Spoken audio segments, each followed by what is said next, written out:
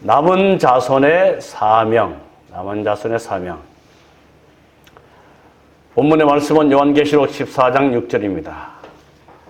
또 보니 다른 천사가 공중에 날아가는데 땅에 거하는 자들 곧 여러 나라와 족속과 방언과 백성에게 전할 영원한 복음을 가졌더라. 남은 자손의 사명을 말씀하면서 여러 나라와 족속과 방언과 백성에게 전할 영원한 복음을 가졌더라. 각 시대마다 우리 하나님께서는 남은 자손을 세우시고 그들에게 위탁하신 사명을 위해 존재하게 하셨다. 마지막 남은 자손인 재림교회에도 하나님께서 맡기신 사명이 있다. 제가 지난 시간에 한 것을 한 번 더 반복합니다. 첫 부분은. 왜냐 그러면 정말 제7일 안식일 예수 재림교회가 남은 자손, 남은 무리가 맞는가? 지난 시간에 확인했는데 오늘도 한 번 더 확인하겠습니다. 자, 우리 마음을 집중하셔서 잘 좀 보시기 바랍니다. 남은 무리의 족보, 내가 저 족보 안에 있는가 이거예요. 우리 하나님께서는 이 아브라함을 부르시고 그들에게 그와 처음 언약을 맺으시고 난 뒤에 그를 통해서 이스라엘 백성들을 이렇게 구성하시고 한 국가를 만들었습니다. 그래서 하나님의 선택된 백성으로 그들을 만들고 부르셨습니다. 그렇습니까? 그런데 이 이스라엘 백성들이 남은 백성의 사명을 수행하는데 실패했습니다. 하나님께서 왜 이스라엘 백성들을 부르셨죠? 아브라함을 통해서? 그들을 왜 부르시고 선택했는지 그 이유를 우리가 분명히 알아야 됩니다. 왜 부르셨습니까? 그들이 큰 민족이기 때문에? 그들이 아주 힘이 세기 때문에? 지혜가 있기 때문에? 이스라엘 백성들을 부르신 이유는 당신의 특별하신 섭리, 창조주 하나님이 누구인지를 하나님을 잊어버리는 이방인들에게 전하라고 그들을 부르셨습니다. 그들을 선택하셨어요. 근데 이스라엘 백성들은 선택한 이유를 잘못 알았습니다. 그들이 남들보다 낫기 때문에 그들을 부르신 줄 알았어요. 그들이 남들보다 지혜롭기 때문에 그들을 부르신 줄 알고 그들 스스로 우월감을 가지고 다른 사람들을, 하나님을 알지 못하는 사람들을 멸시하고 천대하는 그런 결과를 가졌습니다. 하나님의 의도와는 전혀 달랐죠. 그래서 그들은 실패했습니다. 그래서 예수님이 이 땅에 오셔서 이스라엘 자손이 남은 자손의 사명을 실패하는 일에 대신하여 신약시대에 교회를 세웁니다. 교회를 세우셔서 그 교회에 남은 자손의 사명을 주십니다.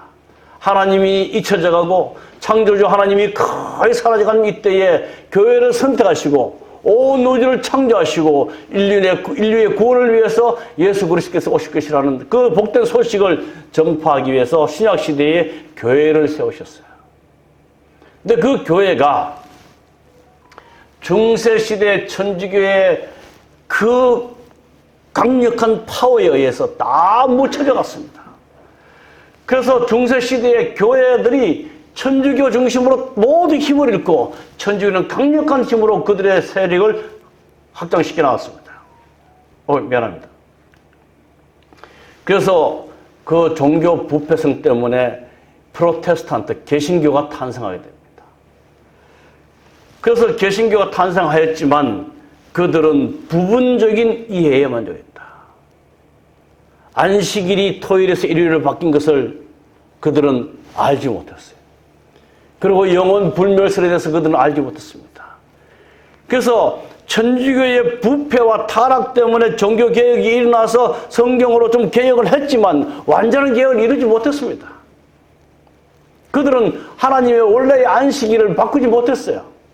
그래서 우리 하나님께서는 재림교회를 선택하셔서 마지막 시대에 안식일 회복을 우리에게 부탁하셨고 영혼 멸설을 가르치고 성소 개별과 조사 심판과 세천사의 기별을 증거하라고 저희들을 부르셨습니다. 그래서 우리 재림교회가 남은 무리의 족보 가운데 가장 마지막에 있다는 사실을 우리는 기억해야 됩니다. 왜 그런지를 우리 재림교회의 탄생 배경을 좀 통해서 함께 좀 살펴보고자 합니다. 지난 시간에 한 것이지만 한 번 더 각인시키기 위해서 합니다. 종교개혁이 일어납니다. 말씀드린 대로 이 교회의 변질이 초래한 중세의 몰락입니다. 그래서 구교, 천주교에서부터 종교개혁이 일어납니다. 젊은 학도들이 말씀을 연구한 결과 지금 중세를 사로잡고 있는 천주교의 타락과 부패성을 볼 수가 없었어요. 그래서 마르틴 루터가 대표를 해서 이렇게 그 이전에도 종교개혁이 시작됐지만 1517년에 루터파 교회가 이제 구교로부터 이렇게 개척해 나옵니다. 개혁해 나옵니다. 그 다음에 1520년에 개혁주의 교회가 다시 이렇게 나옵니다. 그들이 교교에서 잘못된 성서 중심, 교회 중심, 장로 중심 교회로 이렇게 나옵니다. 그 다음에 1525년에 제7례파가 또한 정치와 종교는 분리되어야 한다. 제가 이 말씀 좀 드렸죠. 정치와 종교는 분리되어야 합니다. 정치가 종교의 힘을 얻어가지고 어떤 자기 세력을 확장해서도 안 되고, 종교가 정치의 힘을 얻어서 자기 세력을 확장해서도 안 됩니다. 이건 하나님의 뜻이 아닙니다. 그러나 기억해야 될 것은 종교는 이 국가를 위해서, 정치를 위해서, 그들의 위정자들을 위해서 기도해야 합니다. 다시 말씀드리지만 여러분의 기도 속에 우리 사랑하는 조국을 위해서 많이 기도해 주시기 바랍니다. 코로나19가 이제 선거를 앞두고 정말 혼란하잖아요. 우리가 분리되었다고 이것들까지 무시해서는 안 됩니다. 우리는 정말 기도해야 될 사람들입니다. 그 다음에 성공에서도 회심, 속죄, 재림의 교리를 들고 이렇게 개혁해 나옵니다. 그 다음에 장로교회에서도 하나님의 주권, 교회의 주권이 아니라 하나님의 주권. 천주교의 큰 과거가 뭐냐 그러면 교회의 권리로 하나님의 권리인 말씀을 바꿀 수 있다고 주장하는 게 천주교입니다. 그것에서부터 장로교회는 교회의 주권, 하나님의 주권에 대해서 이렇게 강조하면서 나옵니다. 그 다음에 침례파에서는 침례를 우리에게 성경이 말한다 그러고 성만찬 예식, 그리고 유아 세대의 잘못된 것들을 들고 이제 개혁해 나오고, 그 다음에 감리교에서는 사랑이 최고이다. 성경에 믿음, 소망, 사랑, 그 가운데 사랑이다. 그 다음에 성령의 감동하심, 성화. 이러한 종파들이 구교의 부패로부터 이렇게 개혁해 나오는 것입니다. 그래서 종교개혁이 1517년 마르틴 루터로부터 시작돼서 일어나게 되고, 그래서 교황이 1798년에 교황권이 이제 몰락하게 됩니다. 그 다음에 1818년에 밀러의 예언 연구가, 이제 이 교인들이 모여서 성경을, 그전에는 천주교회 신부들만 성경을 가졌어요. 이제 성경을 백성들이 가지면서 성경 연구를 하기 시작합니다. 그때 특별히 밀러가 재림 운동에 대해서 연구를 많이 했습니다. 그래서 1831년에 재림 운동이 일어나는 거죠. 그래서 이 재림 운동 공부 결과 1844년에 예수님이 재림한다고 그들이 확신하게 됐습니다. 그런데 예수님이 1844년에 오시지 않았어요. 1840년에 예수님께서 오신 것은 이 땅의 재림이 아니라 하늘 지성소에 들어가는 그런 그 성경 말씀을 그들이 잘못 알게 됐죠. 근데 이때에 재림 운동에 많은 교회들이 참석했습니다. 그래서 어떤 밀러의 운동만이 아니라 이 재림운동 때 많은 감리교회에서도 소수의 사람들이 이렇게 참석했고요. 회전교회에서도 참석하고, 그 다음에 장로교회에서도 참석하고, 그 다음에 루터교회에서도, 침례교회에서도 많은 종파들이 이 밀러의 재림운동에 참여했습니다. 그런데 안타깝게도 그들이 공부한 대로 1840년에 예수님이 오시지 않았습니다. 그런 결과 많은 사람들이 떠나가고 소수의 사람, 대실망 후에 성경 연구인물, 소수의 사람들이 모여서, 야, 그럼 우리가 성경 연구한 것이 무엇이 잘못되었는가? 그래서 모여서 그들이 성경 연구를 하기 시작했습니다. 또다시. 그래서 대실망 이후에 성경 연구한 인물들을 보면 감리교의 목사인 조슈아 임스가 참석했고, 해중교의 평신도인 사무엘 스노우가 참석했고, 크리스찬교의 선장이었고 안식일을 가졌던 이 조셉 베이스, 찰스 피치 장로교 목사였습니다. 하드람 에드슨 장로교 목사였고요. 그 다음에 제임스 화이트 크리스찬 컨넥션 목사였습니다. 각 교파에서 대실망 후에 모여서 그러면 우리가 무엇이 잘못됐는가를 연구하기 시작한 겁니다. 그리고 또 이렇게 모여서 합니다. 토마스 블레벌 침례교의 목사가 안식일을 깨닫고, 엘렌 화이트, 잘 알지 여러분? 엘렌 화이트 감리교 평신도였습니다. 레셀 프레스톤 제7 침례교 평신도였어요. 그 다음에 조슈아 리치 감리교 목사, 이렇게 여러 종파에서 모여서 대실망 후에 무엇이 잘못됐는가 성경 연구를 했습니다. 이 밖에 성공회, 루터교, 청교도 등 각 교단의 목사들과 평신도들이 연합하여 범교단적으로 성서적인 교리들을 찾아 한 단체가 형성되었는데, 그들이 바로 제7일 안식일 예수재림교회의 모체가 된 것이다. 여러분, 저희 교회의 뿌리는요, 어느 한 사람이, 장로교는 저 잉글리, 그죠? 어디는 또 켈빈, 다 한 사람이 주체가 돼서 나왔지만, 이 재림교회는 모든 종파의 사람들이 다 모여서 성경 연구를 한 결과 그들이 성경에서 가장 귀중한 진리를 가지고 모여서 형성된 교회가 제7일 안식일 예수님 교회다. 이걸 조금 더 볼까요? 루터파에서 성경의 근이 좀 말씀드렸습니다. 믿음으로 말미암은 의, 감리교에서 사랑의 실천, 성령 성화, 성공회에서 회심의 체험, 속죄와 재림, 그 다음에 제7 침례교에서 안식일 가지고 왔습니다. 침례. 그 다음에 장로교에서 하나님의 주권, 장로제도. 그 다음에 개혁주의 교회에서 성경 권위, 교회 강조. 그 다음에 침례파에서 침례와 성찬식. 그리고 제7례파에서 유아 세대 부정, 정교 분리. 이런 교리, 성경에서 가르치는 진리된 교리를 가지고 1831년에 재림운동을 하게 되었고, 1844년에 실망하게 되었고, 그 이후에 이런 교리들을 가지고 생겨난 교회가 제7일 안식일 예수님 교회이다. 그래서 연대적으로 보면 대실망 이후에 1864년 재림교회가 탄생됩니다. 가장 마지막 때에, 지금 저희 교회 이후에 탄생된, 공식적으로 탄생된 교회는 아직까지 들려오지 않습니다.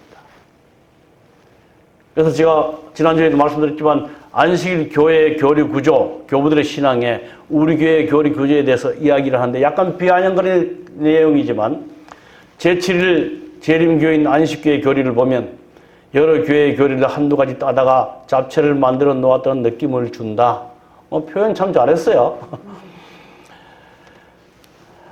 즉 가톨릭 교회에서는 구원을 위한 각 개인의 협력의 필요를, 유다교에서는 토요일 안식일과 수입의 10분의 1 헌금과 돼지고기 금식 등을, 개신교로부터는 성수일 규범주의를, 바프티스트 침례교로부터는 유아세례 부증과 침례 등을, 현대 위생학에서는 담배, 커피, 차, 술의 배척 등을 따왔다. 바로 본 겁니다. 그러나 그들이 비아냥거리는 이것보다는 저희들이 하고 싶은 말은 잡채라고 표현했지만 이 모든 것들이 각 교회로부터 성경의 진리라는 것들을 가지고 나온 교회라는 사실입니다. 그 진리는 지금도 연구되어야 합니다. 여러분 그런 생각이 들죠. 야, 이 교회가 정말 진리교회면 왜 이렇게 교회가 약한가? 말세가 될수록 사람들은 진리에 대해서 길을 닫습니다. 정말 길을 닫습니다. 제가 각 시대의 대쟁투를 이제 거의 마지막 부분을 읽어가면서 정말 오늘날 많은 교인들이 오직 그들의 목사의 말만 듣는다. 무슨 말이에요? 그들 스스로가 하나님 말씀을 열어서 공부하지는 아니하고 목사의 말만 듣고 맹종적인 신앙으로 하나님의 뜻을 거스르고 있다. 그래서 마지막 남은 자손의 특성을 제가 말씀드렸습니다. 하나님의 계명을 지키며 예수의 증거를 가진 자들, 하나님의 계명과 예수 믿음을 지킨 자다. 특성은 하나님의 계명을 지키고 예수의 증거를 가지고 예수의 믿음을 지키는 사람들이다. 아멘? 아멘. 오늘 이 남은 자손은 사명을 위한 부르심을 받은 자들이다. 우리가 어떤 사명을 받았는가? 제가 어릴 때 어머니께로부터 어떤 뭘 하나 사오라고 심부름을 보내면 동작이 굉장히 느린 사람입니다. 어릴 때는 말도 느렸고 동작도 느렸고. 예를 들어서 뭐 간장을 한 병 사와라 그러면 가면서 보고 싶은 거 다 봅니다. 여기 들렸다 저기 들렸다. 그런 사이에 어머니가 제가 안 오니까 형님을 시켜서 또 보내요. 그럼 형님 벌써 갔다 왔어. 근데 나는 아직도 안 오고 있는 겁니다. 님 어디 갔다 왔노? 나중에는요, 내가 지금 어디 가지, 뭐 사러 간지 몰라요. 하도 이것저것 하다 보니까. 오늘 우리가 세상에 너무 빠져 있으면 우리가 무엇을 위해서 선택받은 사람인지 사명을 잊어버리기가 아주 쉽습니다. 세상은 우리를 정말 바쁘게 만들어요. 기억하십시오. 정말 부탁드리는데 바쁘게 살지 마십시오. 바쁘게 살면 하나님을 잊어버리게 되고 내가 누군지조차 잊어버리게 되고 내가 무엇을 해야 하며 살아야 될 사람인지 삶의 목적과 사명도 잊어버리게 삽니다. 자, 오늘 우리 마지막 시대에 마지막 남은 자손으로 물어보는 우리 재림교회의 사명이 무엇인가? 우리 하나님의 부르심에는 두 가지가 있습니다. 개인적인 부르심이 있어요. 이것은 나의 구원을 위해서 부르셨어요. 그 다음에 공동체 조직적인 부르심은 우리의 봉사와 사명과 수행을 위한 부르심이 있습니다. 이 재림교회는 어떤 한 사람에 의해서 세워진 교회가 아니고 조직에 의해서 만들어진 교회입니다.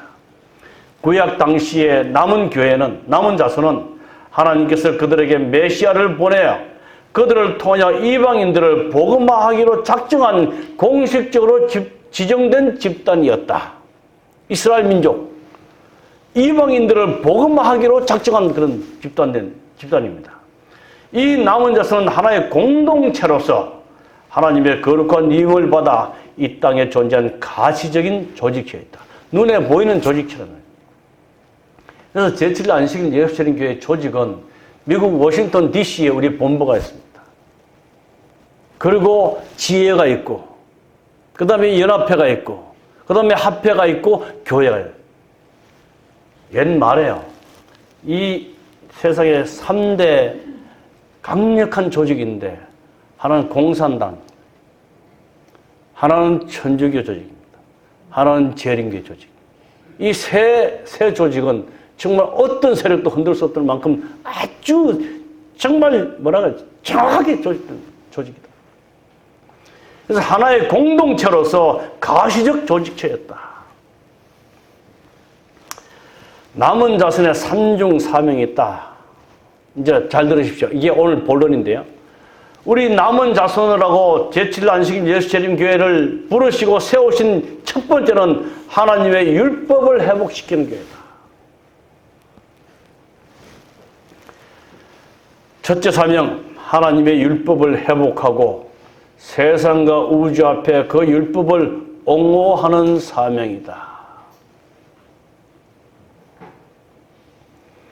목사에게 보내는 금면 58쪽에 하나님께서는 지상의 첫째가는 구별된 백성, 한 교회를 갖고 계신다. 그들은 진리를 가르치는 일, 곧 하나님의 율법을 옹호하는 일에 그 누구보다도 뛰어난 능력을 갖추고 있어야 한다.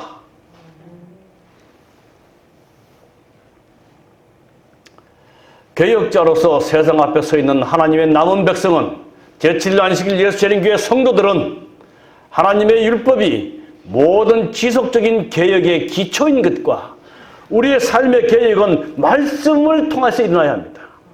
넷째 계명의 안식일이 창조의 기념일 곧 하나님의 능력을 끊임없이 상기시키는 제도로 계속 존재해야 한다는 것을 드러내 보여야만 한다.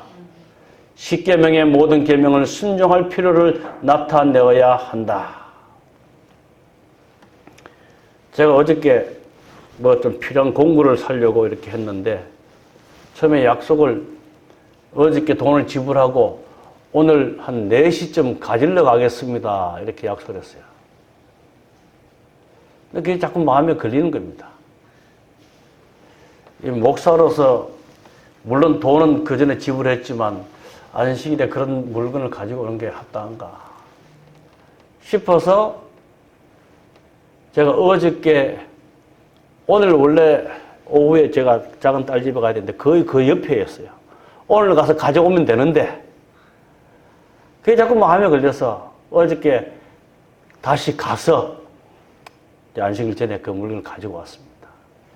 그래서 제 마음속에 진짜 남은 자손으로서 하나님의 계명을 지키는 그 일에 어느 사람보다도 더 철저해야 되고 더 순종적인 삶을 살아야 합니다.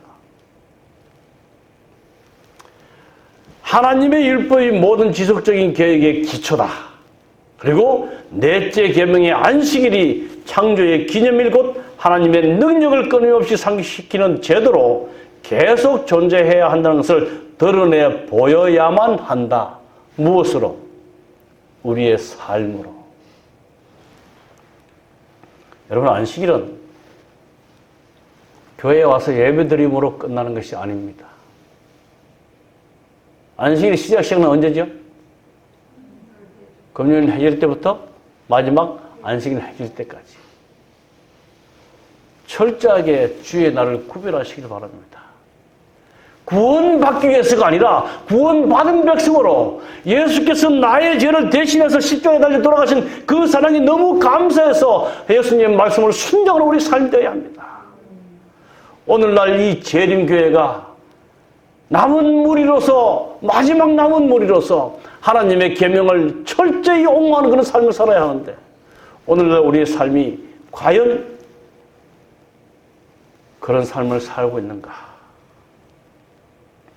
드러내 보여야만 한다.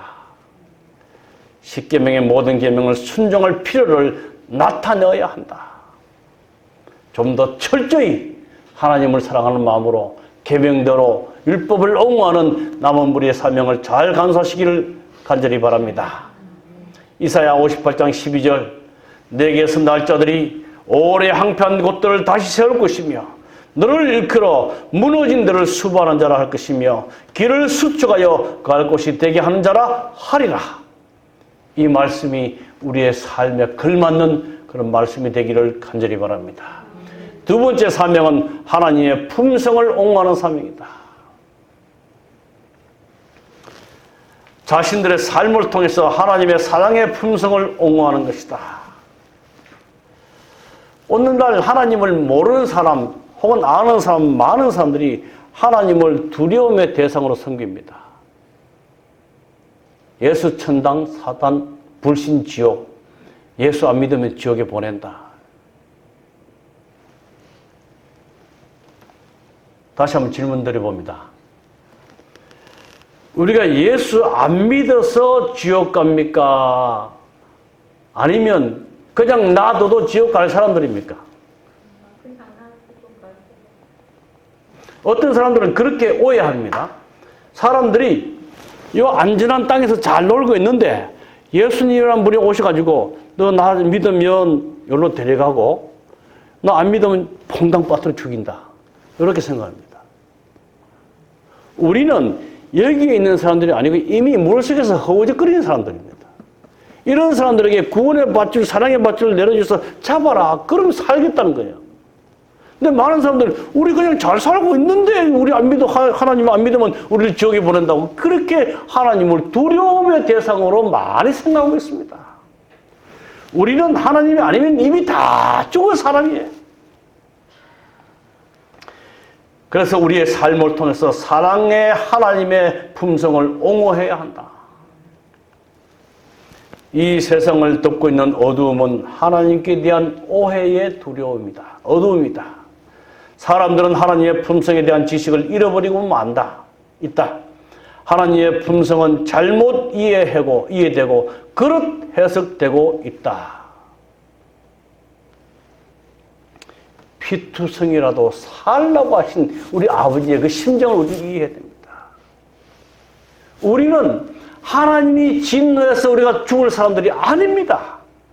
이미 죽음의 계곡에서 허우적거리는 사람들을 살리시기 위해서 그의 아들을 보내시고 십자가에 달려 돌아가시게 하였습니다. 사랑의 하나님의 품성을 우리는 옹호해야 한다. 하나님의 율법을 옹호해야 되는 것처럼 하나님의 사랑의 품성도 옹호해야 되는데, 더 중요한 것은 하나님을 믿는 우리도 어떤 사람이 되어야 돼요? 사랑의 사람이 되어야 됩니다. 여러분, 우리가 하나님의 율법을 철저히 준수한다고 해서 까칠한 사람이 되지 않기를 바랍니다. 다시 한번 우리 말씀드리지만 영생과 무관한 것들은 다 양보하시기 바랍니다. 세상은 조금 손해보고 조금 잃어버리고 내 인격이 좀 떨어져도 다 양보하시기 바랍니다. 그러나 하나님 말씀 안에서 원칙에 굳게 선다면 하나님은 우리를 세워주실 것입니다. 성경에 하나님을 잘못 오해한 사람이 있습니다. 달란트의 비유인데요. 5달란트, 2달란트, 1달란트 받은 사람들 있잖아요. 5달란트 받은 사람은 5달란트 남겼어요. 열심히 일해서. 2달란트 받은 사람도 열심히 해서 남겼어요. 근데 1달란트 받은 사람은 아무것도 하지 않고 그 달란트를 땅에 감추어뒀어요. 주인이 와서 너 왜 그렇게 했니? 하니까 대답이 그겁니다. 1달란트 받았던 자는 와서 주인에게 이르되 당신은 굳은 사람이라. 심지 않은 데서 거두고 해치지 않은 데서 모는 줄 내가 알았다. 자기 주인이 아주 무서운 사람으로 본 겁니다. 내가 1달란트 받은 요걸 가지고 장사해서 잃어버리면 나를 목 잘라버려. 이런 뜻이에요. 1달란트 받은 사람은 주인에 대한 오해로 인해서 그는 모든 것들을 다 포기한 사람입니다. 우리 하나님을, 우리의 삶의 모든 인생의 주인 되신 하나님에 대해서 바르게 이해할 때, 그분의 품성을 우리가 깨닫게 될 때 우리는 그분 앞에 충성하게 될 것입니다. 여기 실물기원 415쪽에요. 세상에 비칠 마지막 자비의 빛, 곧 세상에 전파되어야 할 마지막 긍휼의 기별은 하나님의 사랑의 품성에 대한 계시이다. 하나님의 자녀들은 하나님의 영광을 드러내야 한다. 그들은 저희의 생애와 품성을 통하여 저희를 위하여 행하신 하나님의 은혜를 나타내야 한다. 의의 태양광선이 선행 곧 진실한 말과 거룩한 행실을 통하여 비춰지도록 되어 있다. 참 저도 말씀을 준비하면서 제 스스로가 정말 남은 자손에 걸맞는 그런 삶을 살고 있는가 많이 돌이켜보면서 오늘 우리 재림교회 성도들이 정말 이 말씀을 듣고 우리가 내 삶을 어떻게 개혁해야 될지를 정말 하나님께 매어달리는 그런 일들이 많이 일어나기를 간절히 바랍니다. 하나님의 품성을, 율법을 옹호하고 하나님의 품성을 옹호하고 그 다음에 세상을 재림을 위해 준비시켜야 될 사명이 있다. 계시록 14장 6절로 12절 세천사의 기별입니다. 이 계시록 14장 6절로 12절을 세천사의 기별, 마지막 시대에 주어진 기별이라고 공식적으로 선언한 교회는 우리 재림교회뿐입니다. 주님의 재림을 위하여 지상의 거민들을 준비시키게 될 삼정으로 된 경고의 기별이다. 그리스도께서는 구원의 건설을 가지고 재강림하신다. 그분은 인류가 이 사건을 위해 준비되도록 첫째와 둘째와 셋째 천사의 기별을 보내셨다. 자, 재림을 위해서 준비시켜야 되는데 그것은 세 천사의 기별을 외치는 것이다.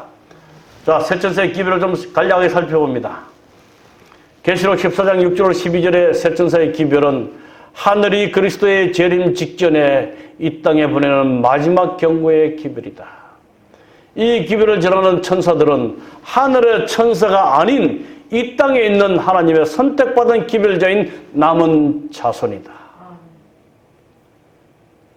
우리는 하나님께서 이러한 분명한 목적을 가지고 이 기별의 수탁자여 또한 옹호자로서 제7일 안식일 예수재림교회로 알려진 하나의 운동을 일으키셨다고 믿는다. 이게 우리 교단의 신조입니다. 자, 이제 세 천사의 기별을 좀 하나씩 살펴보겠습니다. 첫째 천사의 기별, 계시록 14장 6절 7절입니다. 우리 다 함께 읽어보겠습니다. 또 내가 보니, 시작. 또 내가 보니 다른 천사가 공중에 날아가는데 땅에 거하는 자들 곧 여러 나라와 족속과 방언과 백성에게 전할 영원한 복음을 가졌더라. 그가 큰 음성으로 가로되 하나님을 두려워하며 그에게 영광을 돌리라. 이는 그의 심판하실 시간이 이르렀음이니 하늘과 땅과 바다와 물들의 근원을 만드신 이를 경배하라 하더라. 요 말씀을 요약하면 창조주 하나님을 경배하라는 말씀입니다. 여러분, 하나님의 율법 가운데, 계명 가운데 넷째 계명이 그토록 중요한 이유는 넷째 계명 속에 창조주 하나님 포함되어 있습니다. 첫째 계명, 너는 나 외에 다른 신을 내게 잊지 말라. 둘째 계명, 다른 우상을 만들지 말라. 내 이름을 망령되이 잊지 말라. 여기에 너는 나 외에 이 나, 뭐 누군지 아무 소식이 없습니다. 근데 넷째 계명만이 창조주 하나님, 나는 하늘과 땅과 바다와 그 가운데 모든 것을 만드신 창조주 하나님이다 라고 하나님의 도장이 딱 찍혀 있습니다. 그래서 이 첫째 천사의 기별, 이 남은 자손들이 이 땅에 하나님의 사명을 띠고 왔는데, 첫째는 하나님의 율법을 옹호하는 것이고, 둘째는 하나님의 사랑의 품성을 옹호하는 것이고, 세 번째는 재림 기별을 세상 사람들에게 알려서 재림을 준비시키는 것인데, 재림을 준비시키는 그 사명 중에 첫째 천사의 기별이 나오는데요, 그 천사의 기별의 핵심은 창조주 하나님을 경배하는 사실입니다. 우리가 안식일을 왜 목숨을 바쳐서 지켜야 하느냐? 구원받기 위해서가 아니라 우리의 사명이기 때문에 그렇습니다. 사명이기 때문에. 우리가 제7일 안식일 토요일에 하나님의 말씀을 들고 교회에 오는 이유는 하나님은 나의 창조주이시다는 사실을 고백하는 것입니다. 여러분, 안식일에 교회에 오다가 누굴 만나서 어디 가십니까? 그럼 뭐라고 해야 돼요? 예배드리러 갑니다 해야 되는데, 저기 뭐 볼일 좀 보러 갑니다, 이러면 안 됩니다. 우리가 안식일에 창조주 하나님께 예배하는 일은 가장 힘있게 증거되어야 할 이야기입니다. 창조주 하나님을 경배하는 이 말은 내가 누구인지 안다는 겁니다. 나의 정체성을 아는 겁니다. 아, 하나님께서 나를 창조하신 창조주, 나는 하나님의 피조물이구나, 나라는 사실을 안다는 것이에요. 그래서 누군가가 말했습니다. 믿음은 내 존재에 대한 합리적인 이해이다. 만약에 여러분의 조카들이나 여러분의 자녀들이 엄마, 아빠, 할아버지 누구야? 라고 물을 때 여러분 뭐라고 대답하시겠습니까? 누구긴 누구야? 뭐 네 엄마지. 그들이 묻는 질문 이게 아닙니다. 정말 인간 존재에 대한 묻는 것. 나는 누구인가 이거예요.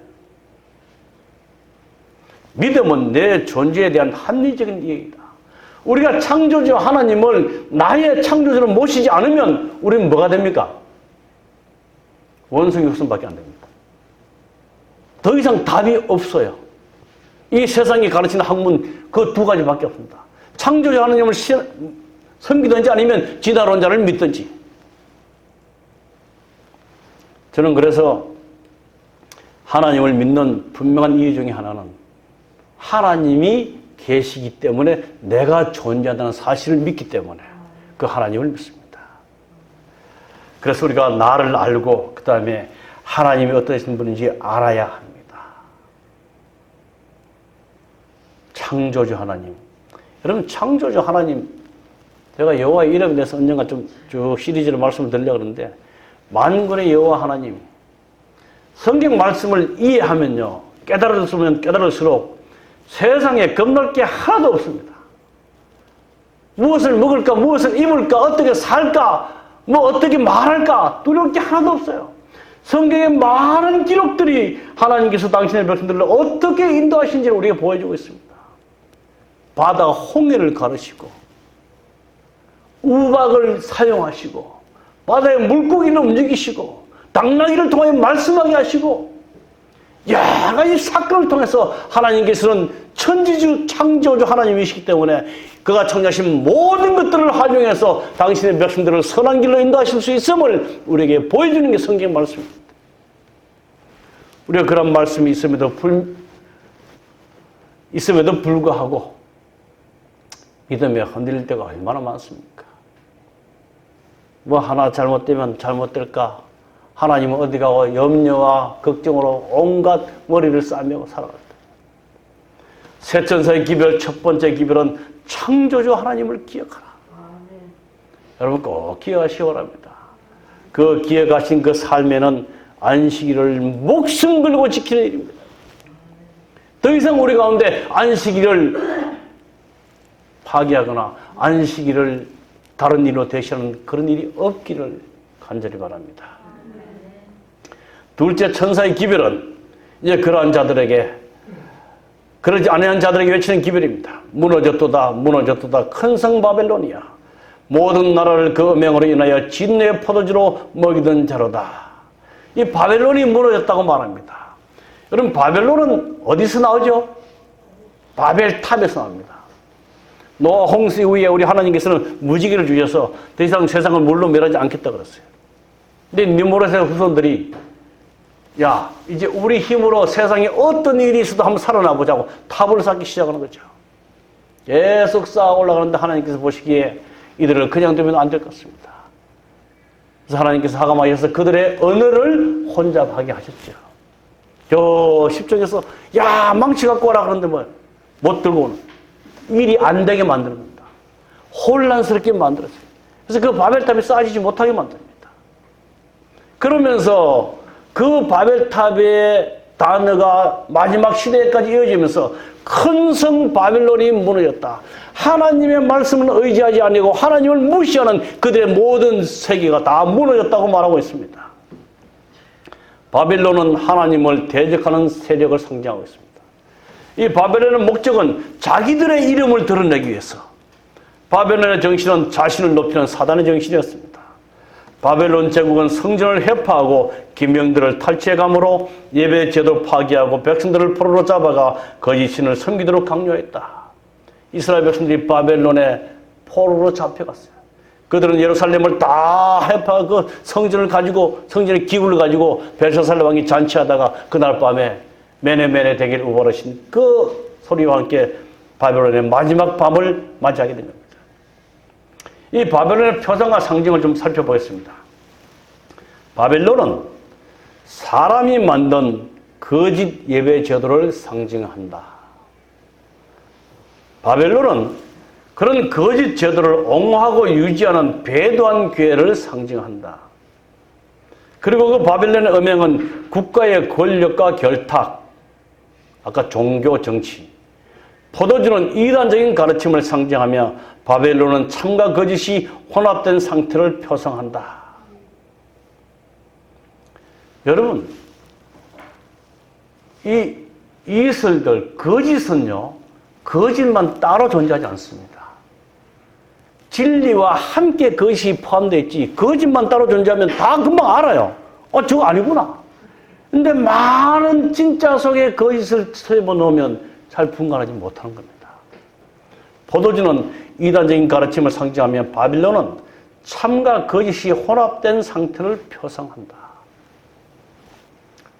오늘날 개신교 천주교에서도 좋은 것 많이 가르칩니다.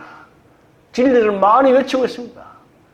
그러나 그 가운데 오류가 섞여 있다는 사실이 바벨론이라고 말하고 있습니다.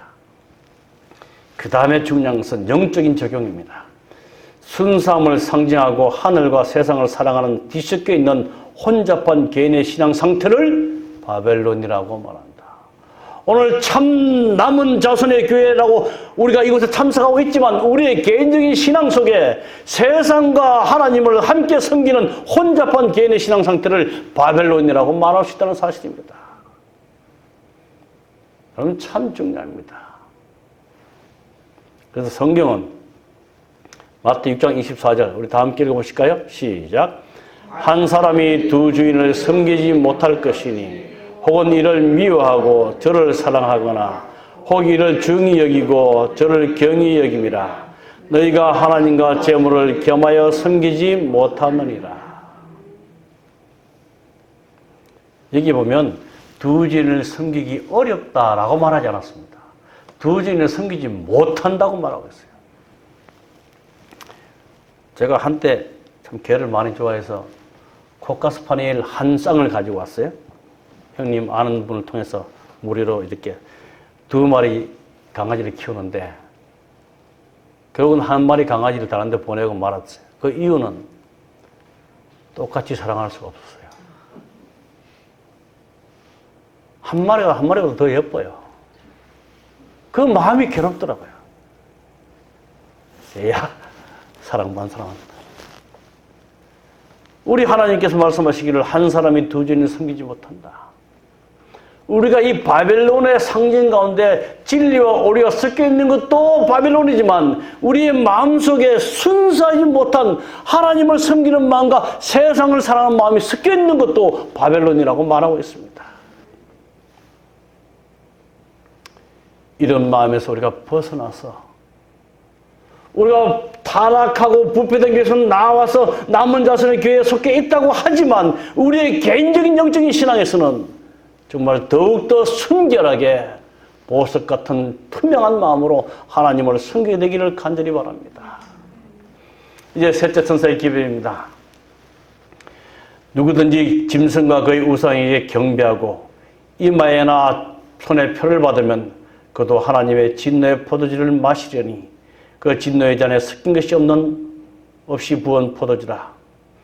거룩한 천사들과 어린 양 앞에서 불과 여왕으로 고난을 받으리니 그 고난의 연기가 세세토록 올라가리로다. 짐승과 그의 우상에게 경배하고 그 이름의 표를 받는 자는 누구든지 밤낮 쉼을 얻지 못하리라. 여기에 짐승은 무엇이고 짐승의 우상은 무엇인가? 그 말씀 들어가기 전에 거룩한 넷째 줄 거룩한 천사들 앞과 어린 양 앞과 불과 유황으로 고난을 받으리니 그 고난의 연기가 세세토록 올라가리로다. 이 말씀을 가지고 어떤 분은 이렇게 이해해요. 지옥에 가면 우리 영혼이 영원토록 죄값을 탄다. 지옥에 가면 왜 계속 불탑니까? 질문 자체가 아닌 것 같죠? 그러면 연기가, 고난의 연기가 세세토록 올라가리로다. 이 말의 의미가 뭘까요? 우리 성경을 읽으실 때 분명한 이해를 해야 돼요. 그 고난의 연기가 세세토록 올라간다는 이 말의 의미는 완전히 타버린다는 얘기예요. 완전히. 시간상으로 긴 시간이 아니라 그 고난의, 죄의 고난의 연기들이 죄가 완전히 다 멸절되는 것이 세세토록 올라간다. 이런 표현입니다. 그래서 어떤 분들은 우리가 지옥에 가면 우리가 한평생 한 60년 혹은 80년 지은 죄 때문에 세세토록 고난의 연기가 타면 하나님 불공평 하나님이 아니냐 이렇게 또 설명하시는 분이 계시는데 그런 의미가 아닙니다. 자, 그 다음에 첫 번째 짐승은 여러 세기 동안 그리스도교 세계를 지배한 교회와 정부의 연합체이다. 영으로부터 건설을 부여받은 것을 미뤄볼 때 이 짐승은 땅에서 사단의 대리자로 활동하는 존재임이 분명하다. 짐승의 우상은 마지막 시대에 교회들이 종교개혁의 참정신을 잃어버리고 다른 이들에게 자신들의 가르침을 강요하기 위해 정부와 손을 잡을 때 생겨날 배도한 종교 형태를 표상한다. 여러분, 이 말씀 잘 이해하셔야 돼요. 오늘날 그러면 개신교, 모든 개신교와 천주교가 다 짐승의 우상인가? 이건 마지막 부분입니다. 짐승의 우상은 마지막 시대에 교회들이 종교의 참 정신을 잃어버리고 다른 이들에게 자신들의 가르침을 강요하기 위해 뭐하고? 정부와 손을 잡을 때 생겨날 배도한 종교 형태를 표상합니다. 쉽게 말해서 이제는 정치적인 권력으로 이 무력으로 참 안식일을 지키는 자들을 핍박할 때 그 핍박에 동참한 모든 종교들은 다 짐승의 우상이라는 사실입니다. 아직까지 이 나라가 그런 일이 일어나지 않습니다. 여러분, 어저께 저녁에 설교 좀 들으셨습니까? 양식을 준비하라 설교. 그 목사님 설교 보니까 이재진 목사님. 그 요셉이 꿈을 꾸죠. 바로가 꿈을 꾼 걸 요셉이 해석을 합니다. 7 살찐소가 나오고 또 없어지고 바짝 마른 살찐소가 나오는데 이 꿈이 뭐냐 하니까 풍년이 7년 들고 그 다음에 흉년이 된다. 어저께 그 목사님 말씀 중에 지금은 제 자의적인 해석입니다.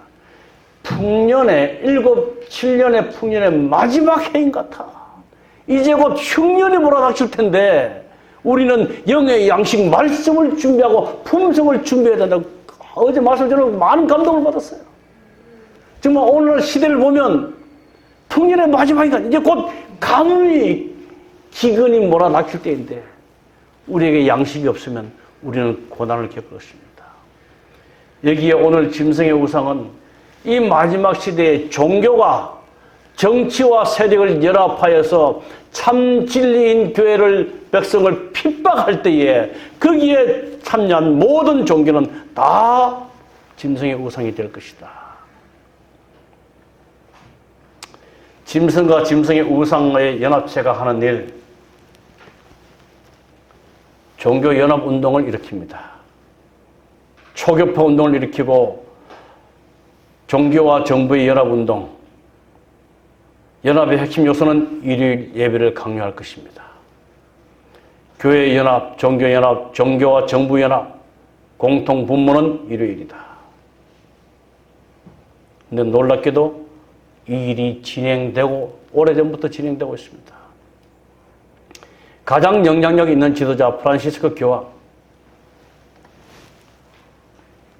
이 교황이 하는 일을 보면 그동안 천주교와 이 세력을 갈등 나눴던 이슬람교와 합칩니다. 유엔에 찾아가서 연합합니다.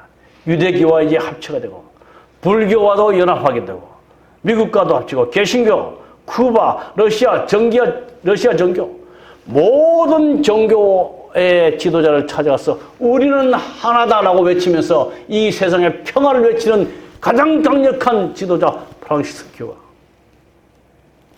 그가 꿈꾸고 있는 세계는 이런 세계입니다. 원 월드 릴리전, 한 종교 세계. 제가 금방 번역하면 세계적인 한 정부에 의하여 성취시키는 종교연합운동. 종교연합운동은 세계적인 한 정부에서, 그래서 이 캐톨릭에서는 오늘날도 외치는 게 이 세상, 이 험한 세상을 정말 평화롭게 만들려면 강력한 지도자가 나와야 한다고 외칩니다.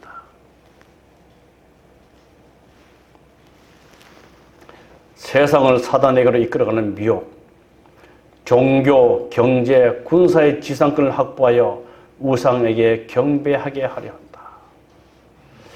여러분, 우리는 이러한 시대에 살아가면서 우리에게 세 가지 사명을 부여하였습니다. 정말 마지막 풍년, 이제 곧 기근이 시작되는 이 시대에 저희들이 살아가고 있습니다. 이러한 시대에 우리에게 맡겨진 사명을 잘 감당하시길 바랍니다. 세계 운명의 날이 더 앞당겨진 이때에 하나님 가족 대연합의 운동이 일어납니다. 그리스도께서 연합시키고 창조주 하나님을 선포하며 연합의 핵심 요소 제7 안식일을 우리는 외쳐야 될 사람들입니다. 그리고 완전한 심판에 대한 경고를 해야 합니다. 창조주를 경배하지 않고 짐승과 우상에게 경배하는 자들에게 심판이 있을 것이다. 남은 자손의 사명입니다. 같이 한번 읽어보실까요? 시작. 하나님께서는 마지막 사명의 수행을 위해 남은 자손이라는 신앙 공동체를 부르셨다. 남은 자손은 하나님의 계명을 지키며 예수의 증거를 가지고 있으며 예수의 믿음을 지킨다. 남은 자손은 하나님의 율법을 회복하고 품성을 옹호하며 세림을 위해 세상을 준비시킨다. 그리고 새 천사의 끼별로 하나님을 선포한다. 저와 여러분의 사명이 이러한 사명임을 기억하시고 이 마지막 시대에 정말 남은 자손의 마지막 주자로서 끝까지 하나님 편에 충성하시는 저와 여러분이 되기를 간절히 바라면서 말씀을 마치겠습니다.